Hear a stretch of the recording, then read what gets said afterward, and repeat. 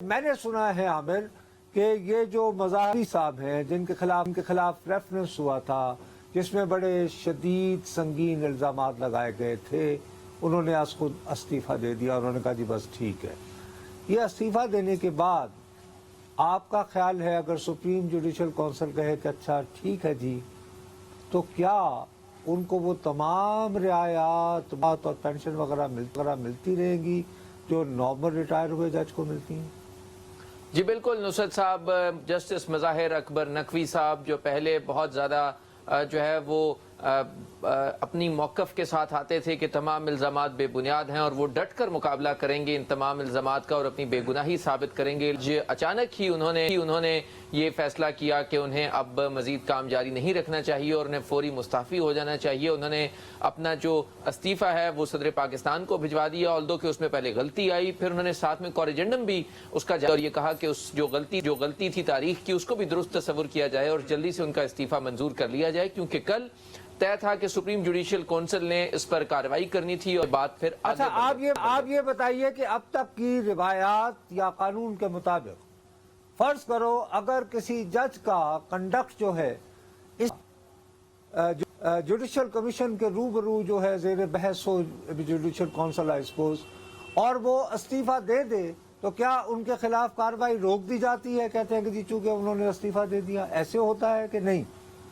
جی نصرت، اگر ہم روایت دیکھیں تو ہمیشہ ہی ایسا ہوا کہ جب بھی کسی جج کے خلاف سپریم جوڈیشل میں شکایات آتی ہیں اور سنگین کرپشن کے جب الزامات بھی ہوں تو وہ عام طور کے اوپر جب انہیں final first show cause notice بھی جاری ہوتا ہے تو وہ بہت آسانی سے ایک استعفیٰ لکھتے ہیں، صدر پاکستان بھجواتے ہیں اور وہ ریٹائر جج کی تمام وہ برات حاصل بھائی خدا کے لیے مجھے اتنا دو کہ ریٹائر جج کی پینشن کتنی ہوتی ہے اور دیگر مراعات بھیا؟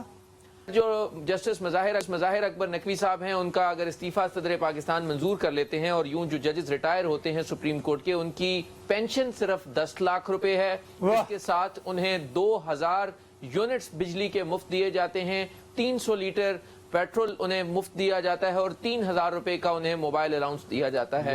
اس کے ساتھ ساتھ سپریم کورٹ آف پاکستان عامر بھائی سپریم کورٹ کے سارے ججز کا نہیں پوچھ رہے. نصرت جاوید صاحب آپ سے ایک سپریم کورٹ کے جج جنہوں نے استعفیٰ دیا ہے جسٹس مظاہر اکبر نقوی کی بات کر رہے ہیں آپ تو. نہیں تو فل پینشن عامر یہ بتا رہے ہیں کہ ابھی تک کی روایات کے مطابق اگر نقوی صاحب استعفیٰ قبول کر لیا گیا تو وہ ایک حوالے سے ریٹائرڈ جج ہی شمار ہوں گے اور ان کو یہ سب ملتا رہے گا. بھیا عدنان وہ یہ کہہ رہے ہیں. نہیں یہ ایک جج کو ملے گا؟ نہیں نصرت صاحب یہ ایک جج کو سارے مراد ملیں گے؟ یہ ری چیک کریں. ایسا نہیں ہو سکتا. میں غریب ملک میں رہتا ہوں، میں دیوالیہ ملک میں رہتا ہوں، میرے سارے دیوالیہ ملک کے ساتھ ہو رہا ہے مانگے تانگے کے ڈالر اپنے بینک میں رہا. اس کو ری چیک کریں سر. نیشنل ٹی وی پہ یہ نہ ہو کہ غلط خبر چلی جائے کہ ایک ریٹائرڈ جج 2000 یونٹ لے گا جبکہ میرا غریب 2 یونٹ پہ 1300 روپے بل دیتا ہے. آپ نے دیکھا نہیں گجرانوالہ میں کیا ہوا؟ اس غریب ملک میں جہاں غریب آٹے کو ترس رہا ہے وہاں ایک ریٹائرڈ جج 1 ملین پر منتھ پینشن لے گا. ایک منٹ پلیز عامر، آپ پلیز یہ بتائیں جسٹس صدیقی صاحب انہوں نے کنٹیسٹ کیا، ان کی سنوائی نہ ہوئی کونسل میں، کیا انہیں اس قسم کی پینشن اور مراعات مل رہی ہیں؟ صاحب میں نے اس وقت بھی شوکت صدیقی صاحب کا کیس ریگولر میں کور کر رہا تھا اور بہت سے لوگوں نے انہیں یہ مشورہ دیا تھا کہ آپ استعفیٰ دے دیں، آپ کو نہیں بخشا جائے گا اور آپ فارغ ہو جائیں گے، سیک کر دیے جائیں گے. لیکن انہوں نے کہا کہ نہیں، وہ کانٹیسٹ کریں گے اور بہرحال انہیں برطرف کر دیا گیا اور وہ پاکستان کے تیسرے جج ہیں جنہیں برطرف گیا. اس سے پہلے اخلاق احمد 1960 کی دہائی میں انہیں برطرف کیا گیا اور دوسرے جج 1970 کی دہائی میں انہیں کیا گیا تھا، لیکن ان دونوں کو کرپشن چارجز پر کیا گیا تھا. جسٹس شوکت عزیز صدیقی کو مس کنڈکٹ جو انہیں تقریر کی تھی اس کی بنیاد پر کیا گیا. انہوں نے استعفیٰ نہیں دیا تھا. انہوں نے کہا تھا وہ کانٹیسٹ کریں گے اور آج تک وہ اس تمام مراد سے محروم ہیں کیونکہ انہوں نے نہیں دیا تھا. اور جی عامر بھائی آپ کا بہت بہت شکریہ.